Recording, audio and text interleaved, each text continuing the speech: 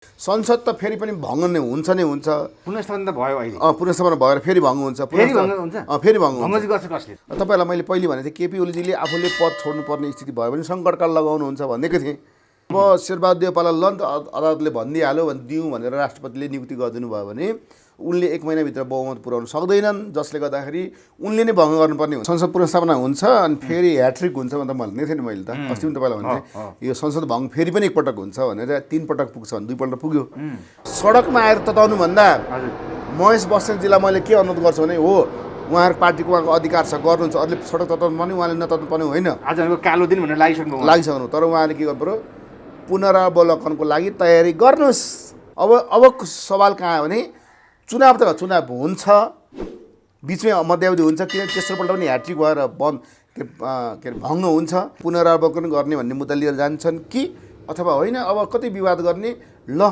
शेरबहादुर देउपालाई प्रधानमन्त्री बनाइदेऊ तर उसले पनि 30 दिनभित्रमा विश्वास लिनुपर्छ विश्वासमा उस पनि पुग्दैन मोहन ठाकुर ग्रुपका मान्छेहरू फेरि पनि तटस्थ बस्यो भने दुईटामा कसैको पनि पुग्दैन सबैभन्दा धर्म सङ्कट अब कसलाई आयो भनेदेखि माधव नेपाल आयो संसदीय व्यवस्थालाई टोकरीमा हालिदियो आपसमै काटाकाट गर्न थाल्यो भने त सेना आएर बस्दियो भने त विदेश सेना अनि यो त कहिले पनि अगाडि बढ्न सक्दैन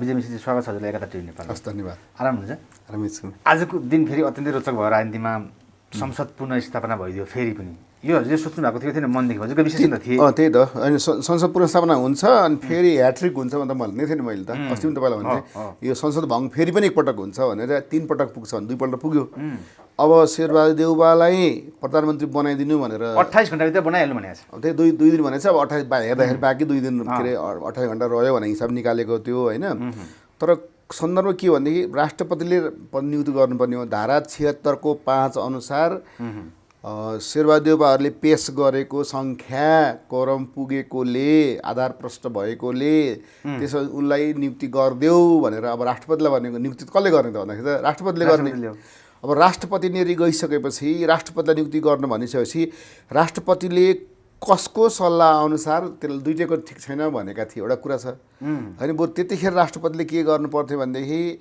अब देउपाको पनि ठिक छैन भनेपछि उसको पनि ठिक छैन भनेपछि फेरि सर्वोच्च अदालतलाई सल्लाह लिएको भने हुन्थ्यो के हुन्छ त भनेर त्यो है सल्लाह दिएको जस्तै भयो अहिले यो के हो भने राष्ट्रपतिलाई यति दिनभित्र गर भने परमादेश जारी गर तर परमादेश जारी गरेपछि एउटा दुलो त हुन्छ क्या कानुनमा एउटा दुलो के बाँकी छ भनेदेखि एमालेको स्थायी समितिको बैठक बस्दैछ आजै बस्दैछ एमालेको सडकमा आइसक्यो एमाले वालाहरू महेश बस्नेतहरू आइसक्यो त्यही त एमाले वाला सडकमा आएको अहिले सोसियल मिडियामा भाइरल भइसक्यो हामी मान्दैनौँ भन्ने कुरा उनीहरूको भन्नु न अब महेश बस्नेतले भन्नु र केपी ओलीजीले भन्नु उही हो भन्ने छौँ नि हामी त होइन उनले मान्दैनौँ भनिसकेपछि केपी ओलीजीले पनि मान्नुहुन्न र तपाईँहरूलाई मैले पहिले भनेको थिएँ केपी ओलीजीले आफूले पद छोड्नुपर्ने स्थिति भयो भने सङ्कटकाल लगाउनुहुन्छ भनेको थिएँ तर सजिलो के भइदियो भने यहाँनिर केपी ओलीजीलाई फेरि त्यो राष्ट्रपतिलाई दियो 24 घण्टाभित्र गर भनेर 48 घण्टाको भित्र गर्नु भनेर त्यही एउटा छिद्र के अरे पुनरावलोकन गर्ने भन्छ क्या सर्वोच्च अदालतले गरेको कुनै निर्णयमा चित्त बुझेन भनेदेखि पुनरावलोकन गर्न पाइन्छ मुद्दा हाल्न पाउँछ सरकारले फेरि त्यसमा पुनरावलोकन गर भनेर गर्न पाउँछ अनि उसले भोलि त्यो गएको डेटभन्दा अगाडि अथवा आज त अब गइसक्यो भोलि सरकारले एउटा मुद्दा लिएर गएर यसलाई पुनः गरी पाऊँ भनेर निवेदन हालिदियो भने त्यो फेरि 2-3 दिन लम्बिन्छ है प्रधानमन्त्री देउपा हुँदैन फेरि हजुर अनि त्यो त उसले हालिदिएपछि त अब त्यहाँनिर फेरि सुरु गर्छ उसले फेरि भन्ला फेरि हुनैपर्छ भन्ला अथवा पहिले भन्नु संवैधानिक त्यो 5 जनाको बेन्चले गरेको निर्णयलाई पनि सदर गर्देला तर पुनरावलोकन गर्ने अधिकार त छ नि त उसलाई पनि होइन त्यो गरिदिन सक्छ तर अब त्यो गर्ने कि नगर्ने भन्ने कुरा उनीहरूको एमालेको पार्टीले निर्णय गरेर दिएपछि स्थायी समितिको छलफलले के हुन्छ त्यसअनुसार उनीहरूले गर्लान् नगर्लान् त्यो भोलि कुरा हो त्यसले आजै नियुक्ति हुन्छ भन्ने छैनन् होइन अब भोलि उनीहरूले त्यो 10 बजेतिर 10:30 बजेतिर 11 बजेतिर त्यो मुद्दा लिएर जान्छन् कि होइन पुनरावलोकन गर्ने भन्ने मुद्दा लिएर जान्छन् कि अथवा होइन अब कति विवाद गर्ने ल शेरबहादुर देउपालाई प्रधानमन्त्री बनाइदेऊ तर उसले पनि 30 दिनभित्रमा विश्वास लिनुपर्छ विश्वासमा उसको पनि पुग्दैन कसरी पुग्छ त अहिले हेर्नुहोस् त तपाईँले 23 जना भएर नै पुगेको 146 23 जना त अब भोट जाँदैनन् तिनीहरू जानु मिल्दैन पनि नैतिकताको आधारमा पार्टी सङ्गठन एउटा कुरा भइसकेको छ संसदभित्र होइन अनि त्यसको आधारमा के हुन्छ भनेदेखि 2 वर्ष तर एउटा के छ भने कोही मान्छे प्रधानमन्त्री नियुक्ति भइसकेपछि 2 वर्षसम्म ऐश्वर्या प्रसाद ल्याउन पाइँदैन भन्छन् छ नि त भनेपछि उनी नियुक्ति भएपछि उनलाई 2 वर्षमा ल्याउनु पाउनु नपाउनु उसले 30 दिनभित्र लिनुपर्छै पर्दैन त धारा 76 को 5 अनुसार हो भने त लिनुपर्छ लिनु पर्यो होइन त्यो लिने बित्तिकै के हुन्छ भने अब यदि तपाईँले हेर्नुभयो भने महन्त ठाकुर एन्ड कम्पनीका होइन 18-20 जना जो थिए उनीहरूले त तटस्थ भएर बसिदिएका थिए पहिले पनि उसले पनि सपोर्ट गरेको त होइन नि त भोट नहाले तटस्थ भएर बस्यो किन उसको कोरम पुग्ने बित्तिकै उसको फेरि 1 वर्ष लम्बिहाल्थ्यो अनि त्यसो भए त्यो लम्बिन नदिनु उनीहरू किन तटस्थ बसे भने ती मोहन ठाकुर ग्रुपका मान्छेहरू फेरि पनि तटस्थ बस्यो भने दुईटामा कसैको पनि पुग्दैन कसै पुग्छ 136 पुगाउनु पर्यो 120 छ राप्रपाको औला मजदुर किसान पार्टीको औला दुईटा औला 120 भनेपछि 122 भयो एमालेको होइन अरूलाई दिने बेला छैनन् अब त्यस पछाडि मोहन ठाकुरहरू त तटस्थ बसिदिन्छन् यता यिनीको पनि के छ शेरबहादुर काङ्ग्रेस अनि प्रचण्ड ग्रुप अनि के अरे उपेन्द्र यादवको 12 जना 12 जनामा 2-3 जना बढाउला अझै भन्नु कोही यता मधेस पार्टीका मान्छेहरू त कता कता गइहाल्छन् होइन अनि त्यसो भए जति नै भयो तर उसको पनि 137 पुग्दैन 137 नपुगिसकेपछि के हुन्छ भनेदेखि उनी अल्पमतमा पर्छन् र फेरि उनको सरकार रह्यो भने हेर्नुहोस् अब यहाँ माखेसाङ्गोले के छ भने संसद त फेरि पनि भङ्ग नै हुन्छ पुनर्स्थापन त भयो अहिले पुनर्स्थापन भएर फेरि भङ्ग हुन्छ फेरि भङ्ग अब भङ्ग गर्ने कसले भन्दाखेरि जो धारा 76 को 5 अनुसारकोले बहुमत नलिएपछि जो अल्पमतको सरकार हुन्छ उसैले भङ्ग गर्न पाउँछ अब यदि यहाँ दुईटा विकल्प अब शेरबहादुर देउपालाई ल नि त अदालतले भनिदिइहाल्यो भने दिउँ भनेर राष्ट्रपतिले नियुक्ति गरिदिनु भयो भने उनले 1 महिनाभित्र बहुमत पुर्याउन सक्दैनन् जसले गर्दाखेरि उनले नै भङ्ग गर्नुपर्ने हुन्छ बाध्यता पर्छ उनीलाई चुनाव गराउने काम चाहिँ उनको हुन्छ अरे है चुनाव गराउने काम शेरबहादुर देउपाको हुन्छ यदि राष्ट्रपतिले स्वीकार गर्यो राष्ट्रपतिले भोलि पर्सि चाहिँ नै उहाँलाई शपथ खुवाइयो भने अथवा एमाले वालाहरू अथवा सरकार पुनरावेदन गर्न गएन भने हैन पुनरावेदन गराउन गएन भने अब त्यो हुन सक्छ तर के छ भने अब मैले के देखेको छु भने मधेस केन्द्रित दलभित्र रहेको महन्त ठाकुर एन्ड कम्पनी जसलाई प्रधानमन्त्रीको अफर आउँदा पनि उनीहरूले नलिएको थियो उनीहरू भारतको इसारा अनुसार चलेको त प्रष्ट छ घाम जस्तै छर्लङ्ग छ भारतले के चाहिरहेको थियो भने यो संसद भङ्ग होस् र नेपालको संविधान च्यातियोस् भन्ने चाहिरहेको थियो अब मोहन ठाकुरले जसरी केपी ओलीलाई तटस्थ बसेर कोरम पनि पुग्न दिएनन् सरकार ढल्न पनि दिएन दुईटा टेक्निक अपनाएको थियो नि त त्यसै यता पनि देउपालतिलाई पनि तटस्थ बस्दियो भने उनको पनि पुग्दैन अनि उनले भङ्ग गरे पनि उतै भयो यता भङ्ग गरे भने त अब अलिकति सजिलो कसलाई हुने हो भनेदेखि प्रचण्डलाई डर थियो क्या प्रचण्डलाई के डर थियो भनेदेखि केपी ओलीले चुनाव गरायो भने चाहिँ हामीलाई त पत्ता साफ गराइदिन्छ भन्ने थियो कम्तीमा बरु भङ्ग भए पनि होस् त्यही शेरबहादुर देउपाले चुनाव गरायो हामी बाँच्न सक्छौँ भन्ने आश किनभने छोरीलाई जिताइदिएको छ चिताउन फाइदाको कुरा आयो अहिले फाइदाको कुरा किन आयो भने त्यस्तो पेलेर चाहिँ केपी ओली जस्तो पेलेर अहिले चुनाव गराउँदैनन् यो अहिले डेमोक्रेट हुन् भनेर सोचेर मेरो छोरीलाई जिताइ पनि दिएको थियो यसो दया माया गरेर हामीलाई पनि एक ठाउँ छोडिदिएर जिताइदिन सक्छन् भन्ने सोच अनुसार अथवा हाम्रो डिजाइन अनुसार अब हामी चुनावसम्म मिलेर जान्छौँ भन्ने भन्थ्यो नि त अब त्यसलाई लिएर जान सक्छन् तर यहाँ के भने सबैभन्दा धर्म सङ्कट अब कसलाई आयो भनेदेखि माधव नेपाल आयो अब के हुन्छ हिजोसम्म एकता गर्ने दिशामा दौड थियो 10 बुद्धि त एकता भइसक्यो त त्यही त उहाँले त असहमति जनाउनु भयो नि त होइन एकता भइसकेपछि नि एक्लै जमाएर हुन्छ 10 जनाले गएपछि किन मैले के भन्छ केपी ओलीजीको र माधव कुमार नेपालको एग्रिमेन्टमा सहमति भए पनि नभए पनि दोस्रो पुस्ताको सबैको सहमति छ दोस्रो पुस्ताको भविष्यको लागि उहाँहरू मिल्नु राम्रो हो एमाले मिल्यो भने नेपालको राष्ट्रियता बलियो हुन्छ नेपालमा द्वन्द्व बढ्दैन होइन तपाईले त्यसो गर्दाखेरि उनीहरू मिलेको राम्रो छ तर यो कसको लागि भन्दाखेरि न त त्यो केपी ओलीको लागि हो न त त्यो माधव कुमार नेपालको त्यो कसको लागि भने एमाले भित्रका दोस्रो पुस्ता त्यस्तो पुस्ताका मान्छेहरू जो सङ्गठनमा देश गाउँ वडा बस्तीमा उनीहरूको सङ्गठन छ त्यो सङ्गठनलाई स्थायित्व भयो त्यसले गर्दाखेरि उनीहरूको यसको लागि नेपालको लागि त राम्रो हो अब त्यसमा म मान्दिनँ भन्छन् भनेदेखि त्यो त उहाँको बचकना हो माधव नेपालको बचकना हो किनभनेदेखि यत्रो साथीहरूले भने त्यत्रो गरेर गर्दा बल्ल एउटा अदालतको सेटिङको कुरा शब्दको कुरा थियो नि त उहाँको होइन अदालतको सेटिङ उसले किन अदालतलाई प्रभाव नपार्ने गरी हामीले गर्छौँ भनेका थिए त्यहाँ अदालत नपार्ने गरेको कुनै कुरै छैन त्यहाँ त अनि भनेपछि अदालत अब उनलाई चाहिँ के एउटा लोभ छ भने दोस्रो अध्यक्ष मलाई दिन पाए हुन्थ्यो भनेका छन् मागेका छन् त्यो त भिख मागे स्टाइल भयो किनभने अब अधिवेशन त्यतिखेर दोस्रो अध्यक्ष उनले माग्नु पर्यो उनी त के छ भने 70 भोटले मात्रै हारेको व्यक्ति हुन् के त्यतिखेर पहिले पनि ओलीसँग हार्दाखेरि धेरै कम भोटले हारेका मान्छे त्यति पनि हैसियत त थियो नि, तर उनी पो पहिले जान आँटेर अर्कासँग मिल्न आँटेर पो हामीले उहाँलाई सुकुम्बासी हो भनेको थियो, राजनीतिक सुकुम्बासी भए। किनभने आफ्नो पार्टी छोडेर अर्कासँग पहिलो जान्छन्, अर्कासँग मिल्छन्।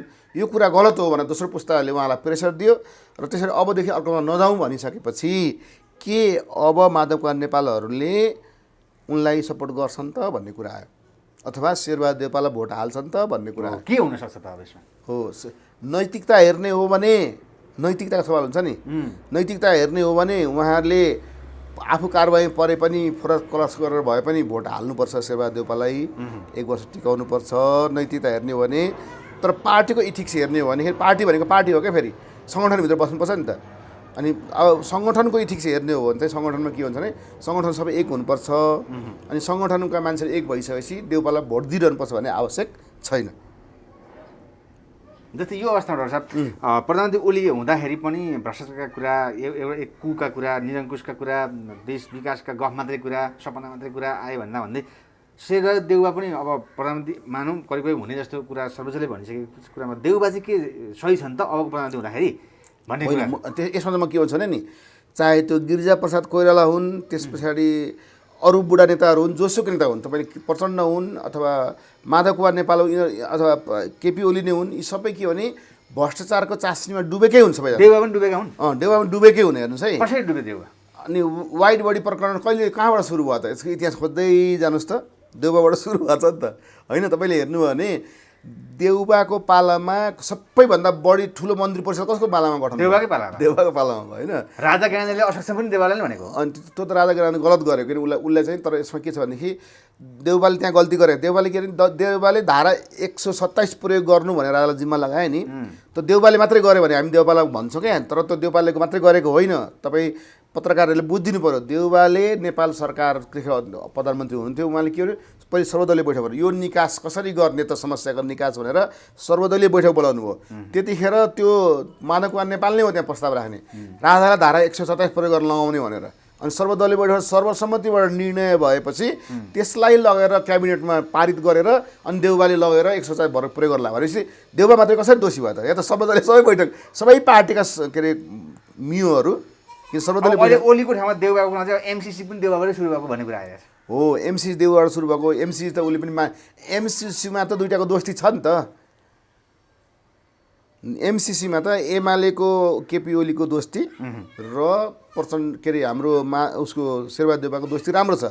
र उनीहरूको दोस्ती केमिस्ट्री मिल्छ, आँखामा जुदा पनि मिल्छ, होइन? कन्की मार्ने भन्छ नि मान्छेहरूले, यो गरिदेऊ न म यहाँ चुप लगाएर बस्छु भन्ने खालको पनि उनीहरू मिल्छ। त्यसैले गर्दाखेरि मलाई के लाग्छ भनेदेखि अब एमालेको स्थायी समितिमा विवाद नभयो भने है उनीहरूले सर्वसम्मति गरेर अदालतले गरेको निर्णयको 50% मात्रै मान्ने सम्भावना बढी छ, अथवा सर्वोच्च के अरे संसद पुनर्स्थापना भएको मान्दिने। तर संसदभित्र आएर उसले जबसम्म बहुमत पुर्याउँदैनन् शेरबहादुर देउपाले तबसम्म उनलाई प्रधानमन्त्री नदिने हुनसक्छ। हेर्नुहोस् है, अब यो भयो भने के भने संवैधानिक सङ्कट हो। कार्यपालिका व्यवस्थापिका न्यायपालिका मध्ये अब हामी सबैले विश्वास गरेको न्यायपालिका हो। न्यायपालिकाले संसद पुनर्स्थापना मात्रै गरिदिएर त्यहीँ छलफल गर भने पठाइदिएको भए एकदम बेस्ट हुन्थ्यो। तर न्यायपालिका के हो, 2 दिनभित्र पहिले उसलाई नियुक्ति गर, त्यस पछाडि त संसदमा जा भनेपछि उसलाई विश्वास मत लिन जा भनेपछि उसको लागि सेफ ल्यान्डिङ भयो। अब यो डिजाइनले के भने एमाले मान्दिएन भने के हुन्छ त भन्ने कुरा आयो है। एमाले मान्दिएन भने के हुन्छ त भन्ने कुरा आयो। एमाले नमान्ने बित्तिकै के हुन्छ, संसद पुनर्स्थापना भयो, संसद त बस्छ। अब तर उसलाई 24 घन्टाभित्र नदियो भने के गर्छ त सर्वोच्चले? हो, के हुन्छ त? सर्वोच्चमा अहिले 14,000 वर्ष कैद भुक्तान गर्न बाँकी छ। फैसला गरेको छ, मान्छे लागू गरेको छैन के। नेपालको बजेटको 1 वर्षको बजेटभन्दा बढी रकम असुल उपलब्ध गर्न बाँकी सर्वोच्चको निर्णयको। सर्वोच्चले गरेको निर्णय असुल उपलब्ध गर्न बाँकी है। मैले दुईवटा कुरा भने तपाईँलाई 14,000 वर्षभन्दा बढी कैद सजाय भोग्न बाँकी छ, तर त्यो पुरा मान्छेले भेटेको छैनन्, कहाँ छन् के छन्, लागू भएको छैन। त्यो सर्वोच्चले निर्णय गरेका सबै कुराहरू लागू भएको मैले देखेको छैन। त्यसैले गर्दाखेरि सर्वोच्चको निर्णयको 50% मात्रै लागू होला कि भन्ने मलाई आशंका छ। जस्तै संसद पुनर्स्थापना होला, तर एमाले बोलाएर के भन्छ भने हामी प्रधानमन्त्री उसलाई हुन दिँदैनौँ, हाम्रो यति भोट पुगेको छ, अथवा त्यहाँ विज्ञप्ति निकाल्न अहिले अब फेरि मोहन ठाकुरहरूले के गर्लान्, राजनीतिक त्यहाँ सुरु हुन्छ, मोहन ठाकुरको ग्रुपले हामी यति जाँदै हामी उसलाई मान्दैनौँ भन्ला फेरि, अथवा यतातिर हाम्रो यतिजनाले मान्दैनौँ भन्लान्, खोइ सङ्ख्या पुगेको छैन हामी गर्दिनँ भन्लान्, फेरि लगेर फेरि राष्ट्रपतिले निवेदन हाल्छन्, अदालतले यो गरेको भए पनि हामी मान्दैनौँ भन्छन्, यता सर एमाले पनि अदालतले गरे पनि हामी मान्दैनौँ भन्छन्, बहुमत यता देखियो। अनि अदालतले के आधारमा गर्यो त, अदालत त बाटो भयो भन्ने हुन्छ होइन। अदालतले के हुन्छ भने अदालत त एक्का जस्तो हुन्छ क्या, घोडाको जस्तो, किन जे छ कागज त्यही बोल्ने हो। अब कागजमा हिजो अस्ति 23जनाले साइन गरेको थियो, त्यहाँबाट बोल्यो, तर त्यो अदालतको निर्णय त धेरै ढिलो आयो, किन अदालतको निर्णय यति ढिलो आयो कि उनीहरू त्यो 23जना त मिलिसक्यो। हेर्नुहोस् त, जुन दिन उसले सक्यो भनेको थियो नि, त्यसको भोलिपल्ट निर्णय गरिदिएको भए त यो मिलेकै हुन्थेन। रात रहे अग्राह पलाए, अदालतको निर्णय ढिलो आएकोले अब यहाँ सङ्कटको स्थिति आयो, किनभनेदेखि उनीहरू अब मिलेको पार्टी मिलेको देखियो। अब मान्छेलाई झुकाउनु त पाइयो नि त, किनभने कम्युनिस्टहरू फेरि थाहा छ तपाईँलाई एकदम चलाख हुन्छन्, झुटो कुरा बोल्ने कसरी मिलाउने। हिजै तपाईँले हेर्नुभयो भने त्यो प्रधानमन्त्रीको सल्लाहकार एकजना हुन्थ्यो, प्रेस सल्लाहकार, उहाँले त लेख्नु भएको थियो 146 - 23 गरेर बहुमत पुगेन अब त भन्नुभएको थियो। उहाँको कुरा लागु भयो नि भिन्दै कुरा हो। तर त्यसले गर्दाखेरि अदालतको निर्णय तात्तातोमा ठिक थियो, तर यो बासी भइसकेर उनीहरू फेरि एउटा जुट भइसकेपछि अब अदालतले को उसमा फेरि पुनरावलोकन गर्दाखेरि मलाई के लाग्छ भने फेरि उनीहरूले निवेदन हाल्दाखेरि यिनीहरूले त्यही 100 जुन कतिजना छ, त्यही 20जना छ नि त एमालेका 120जनाले नै, अथवा 1 जना 2 जना बिरामी होला नि, यताउता नहोलान्, घाउ खटेर के छ भने माधव कुमार नेपालको साइन नहोला, तर युवाहरू सबैले साइन गरेर चट्टसँगले फेरि पुनरावलोकन गर्ने गयो भने के गर्ने, सङ्ख्या त फेरि उता पुऱ्याएर लान्छन्। त्यस्तो अवस्थामा मोहन ठाकुरहरूले पनि 100 साइन गरिदिएर यताको 120जना मध्ये 1-2 जना एब्सेन्ट भए पनि यतातिरको गरेर यिनीहरूले पनि 136 पुऱ्याइदिएर होइन, अथवा बढी पुऱ्याइदिएर सिग्नेचर गरेर बुझाइदियो भने र हामी पनि यति छौँ, त्यसैले पुनरावलोकन गरिपाउँ भनेर निवेदन हाल्यो भने ओलीको रणनीति यो हुनसक्छ भन्ने कुरा हो। उसले रणनीति यो हुनसक्छ नि त। अब यदि उसले त्यसै त छोड्दैन भन्ने एउटा आकाङ्क्षा थियो नि, यो कुरामा त अब उनले ठुलो भिटो भने त्यही त पुनरावलोकन गर्ने भन्ने एउटा हुन्छ। तर त्यो गर्ने बेला यिनीहरू साइन जसो 146 पुऱ्याएर गरेको थियो नि, अब 120 मध्ये 2 जना त झल्लाङ खलाङ उता छन्, के अरे माधव कुमार नेपालले नमान्लान्, घाउ घटेर छ यताउता भन्लान्, साइन नगर्लान्, तर यी 10 जनाले साइन गर्छन्। अब जुन के अरे युवाहरूले त, अनि त्यो युवाहरूको साइन त्यस पछाडि एमालेको 120 मा 118 उता 20 कति भयो त, उनीहरूको त 20जना छ नि त मोहन ठाकुरको, 136 पुग्दैन त। अनि 136 पुऱ्यायो अरे पुनरावलोकन गरिपाउँ, हाम्रो पो बहुमत छ हजुर भनेर लिएर गयो भने अनि सर्वोच्चले के गर्ने भनेर एउटा मैले बाटो देखाएको है। तर के हुन्छ भने धेरै कति झगडा गर्ने, ल ठिकै छ शेरबहादुर देउवालाई दिउँ तर बहुमत पुग्न नदिउँ, तर उसले पनि त आखिरी मध्यावधि घोषणा गर्छन्, अनि फेरि उनले पनि गर्नै पर्छ, चुनाव गराउनै पर्छ, किनकि बहुमत नपुगेपछि अब सवाल कहाँ आयो भने चुनाव त चुनाव हुन्छ, बिचमै मध्यावधि हुन्छ, किनकि तेस्रोपल्ट पनि ह्याट्रिक भएर के अरे भङ्ग हुन्छ, मङ्सिरमै हुन्छ चुनाव होइन। सर्वोच्चले दिएको अनुसार तब संसदमा बहस सुरु हुन्छ नि, 1 हप्ताभित्र संसदमा त बहस सुरु हुन्छ, उसले 30 दिनभित्रमा बहुमत लिनुपर्ने हुन्छ, बहुमत उसले पुर्याउन सक्दैनन्।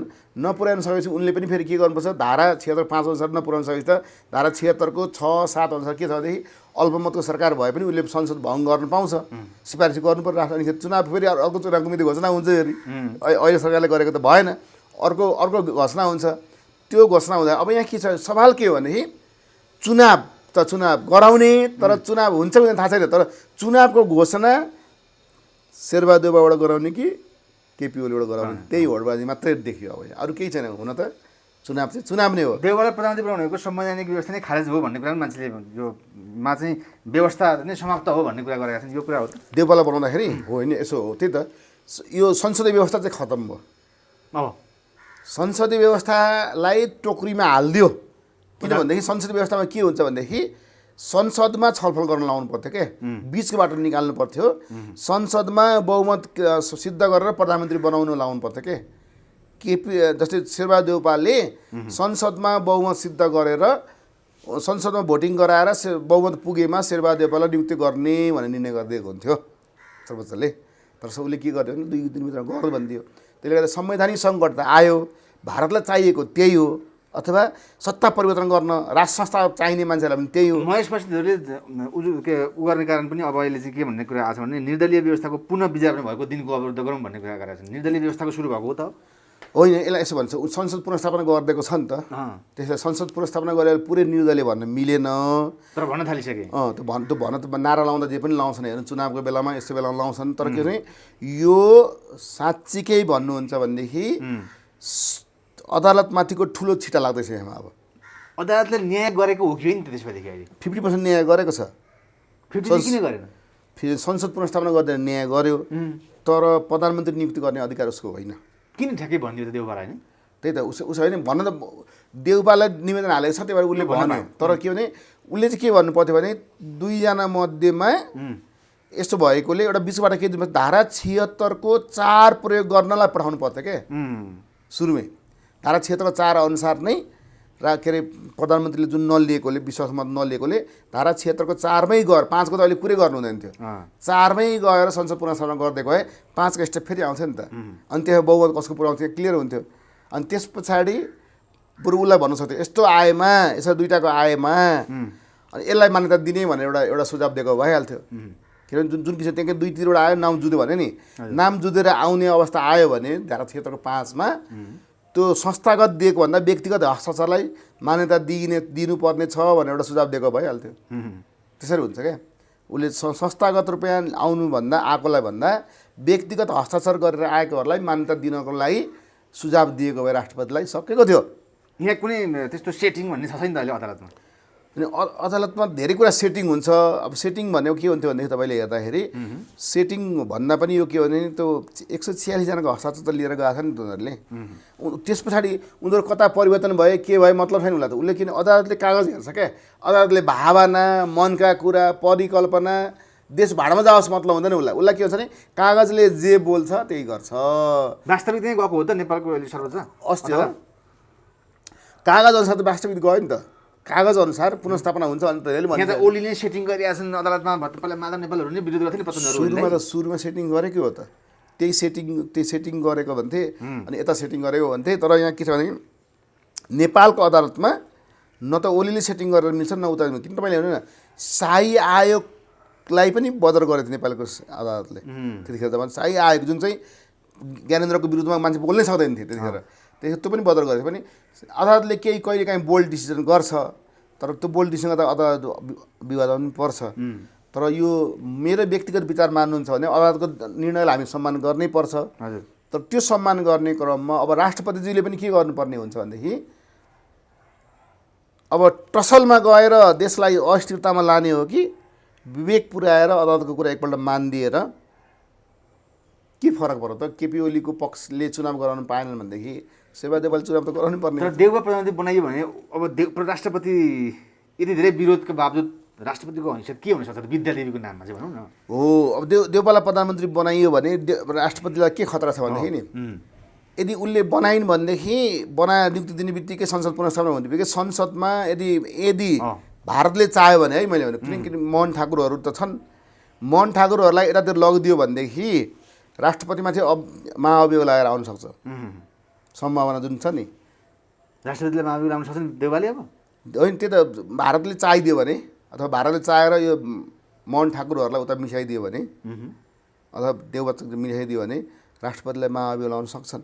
त्यो समस्या त देखिन्छ। किन राजनीतिमा जे पनि हुन्छ नि, उलटपुलट जे पनि हुन्छ। त्यसैले भारतले डबल गेम खेल्दैछ क्या, यतापट्टि पनि सपोर्ट गरिरहेको छ, उतापट्टि सपोर्ट गरिरहेको छ। र अहिले शेरबहादुर देउवा बाहेक हेर्नुहोस् है, शेरबहादुर देउवा बाहेक अरू कसैको नाममा प्रधानमन्त्री भएको भए त्यो सम्भव थिएन। तर शेरबहादुर देउवा भन्ने अमेरिका भनेर सम्झिन्छ हामीहरू हेर्नुहोस्। अनि नेपालमा चलखेल अमेरिकाको बढी छ हेर्नुहोस्। अनि त्यसो गर्दाखेरि घिउ कहाँ पोखियो भागमा भने जस्तै अमेरिकाको लागि त देउवा नभएको भयो त भन्दै शेरबहादुर देउवा। अब एमसिसी आउने त खतरा बढ्यो नि फेरि शेरबहादुर देउवा नै प्रधानमन्त्री होइन? त्यो एमसिसी त एमसिसी आउने खतरा हो भने एमसिसी भनेको सुन्नुहोस् है, नेपालमा एमसिसी 500 वर्ष अगाडिदेखि आइसकेको छ।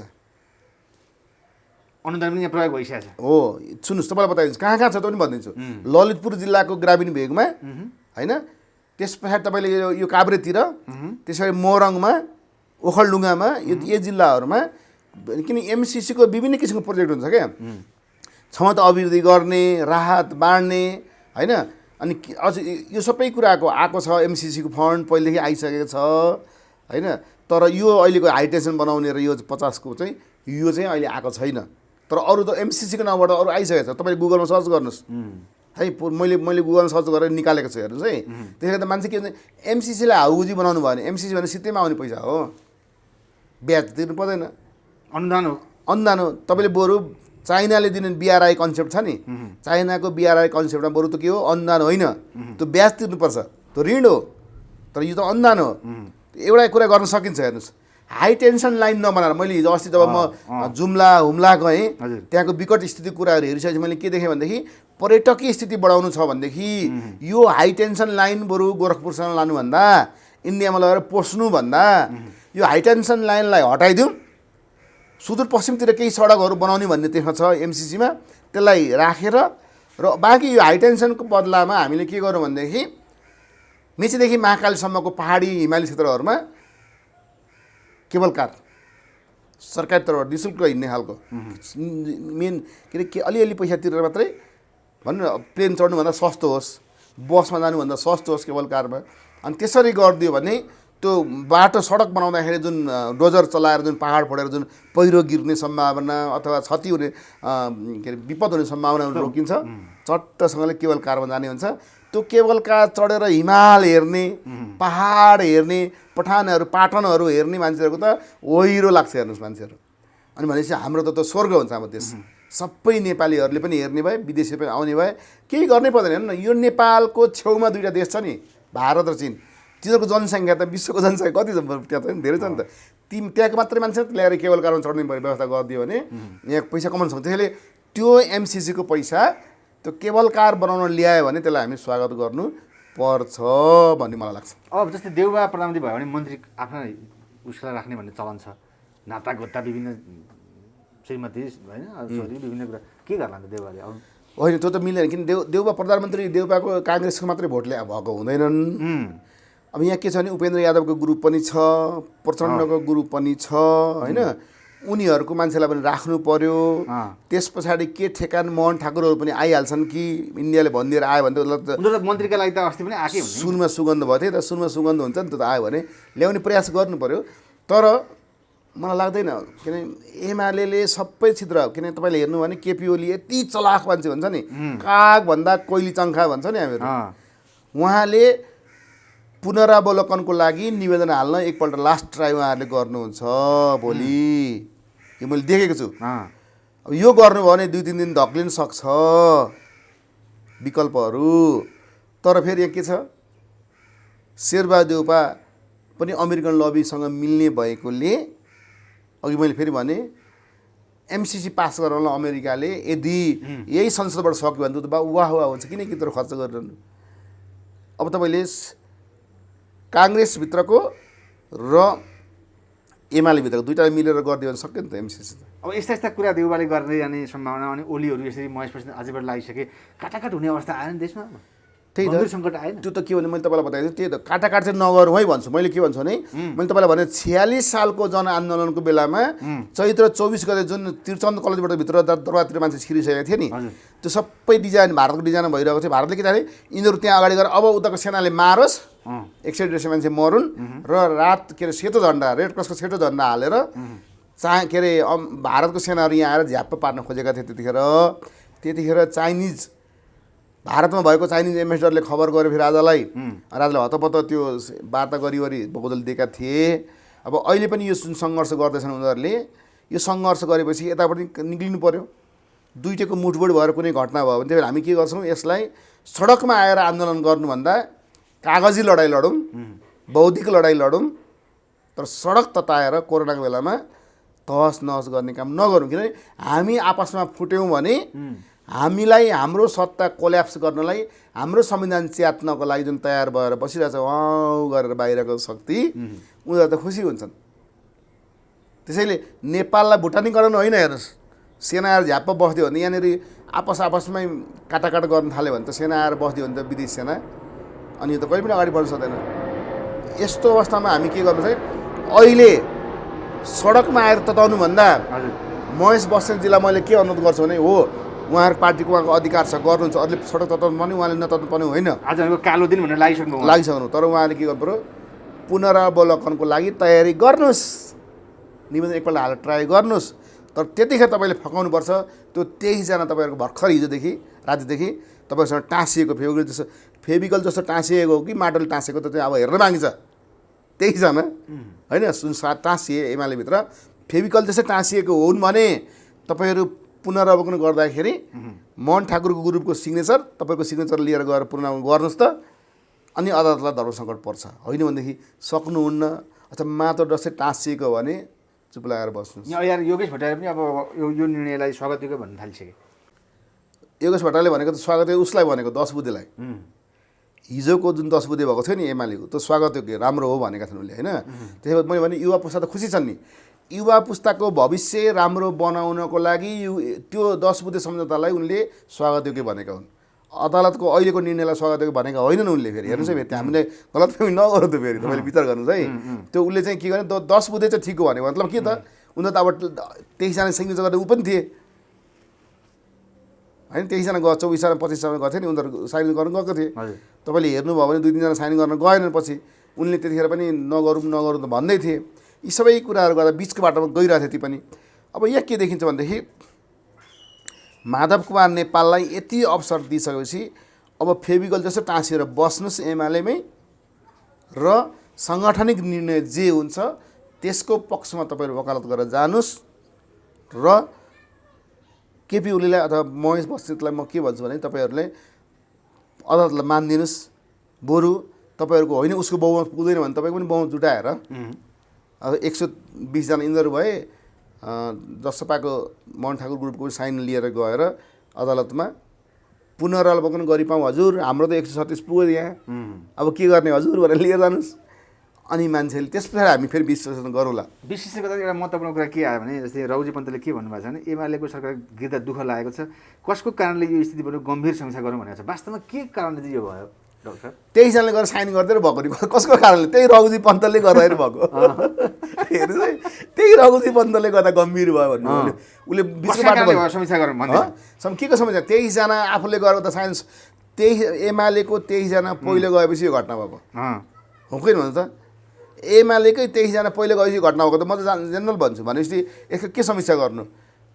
अब तपाईँले फेरि तपाईँ के अरे जो मान्छेको नाउँ लिनुभयो नि, एकपल्ट तिनी नागरिक समाजको आन्दोलन गए, त्यहाँदेखि मैले भने नागरिक समाज म जानु छोड जाने त्यस चाहिएन भनेर। अब यिनी अहिले कट्टर माधव कुमार नेपालवादी भएको छन्। कहिले के हुन्छन्, कहिले पत्रकारिताको दृष्टिकोणले गर्छन्। भनेपछि यिनको कुरा तपाईँले ठिकै हो, उनले समीक्षा गरौँ भने समीक्षा गरेको एउटा क्लियर एन्सर म अहिले भनिदिन्छु। तपाईँहरू जस्तै 23जना सभासदहरू पहिला गएकोले यो घटना भयो। माधव नेपालले पनि भनेको छ नि त, सर्वोच्चबाट संविधान र लोकतन्त्रको रक्षा गर्ने काम भएको छ, म अदालतलाई धन्यवाद दिन चाहन्छु भनेर माधव नेपालले यो कुरालाई, सर्वोच्चलाई। हो, अब उसले त अब साइन गरेको छ, अनि लोकतन्त्रको लागि उसले गर्यो भन्ने छ, संसद भङ्ग गर्यो भन्ने छ। अब यसमा तपाईँले के देख्नुहुन्छ भने सर्वोच्चलाई धन्यवाद। हिजोसम्म त ओलीले उहाँलाई मिलाउन हुन त ओलीकै सरकारलाई अगाडि बढाउने चाहेका छन्, इन्डियादेखि यस्तो आयो भनेर रातदिन गरे जस्तो त्यो भएको थिएन। त्यो त के हो नि, ओलीले के गरेको हुन् भनेदेखि यदि संसद पुनर्स्थापना हुने भइसक्यो, संसद पुनर्स्थापना भए पनि शेरबहादुर देउपाले बहुमत नपुर्याउने अवस्था सिर्जना गर्नको लागि उनले यो मेहनत गरेर एकीकरण गरेका हुन्। अब चुनाव त के रहेछ, मैले त्यही त अब त्यो 23जना सभासदहरूले एमालेकाले भोट उता हाल्छन् त, शेरबहादुर देउपाले 30 दिनभित्र हाल्छन् त भन्ने कुरा आयो। हाल्ने बित्तिकै कारवाही गर्नु त हट्छ, फेरि संसद पदै जान्छ उनीहरू त।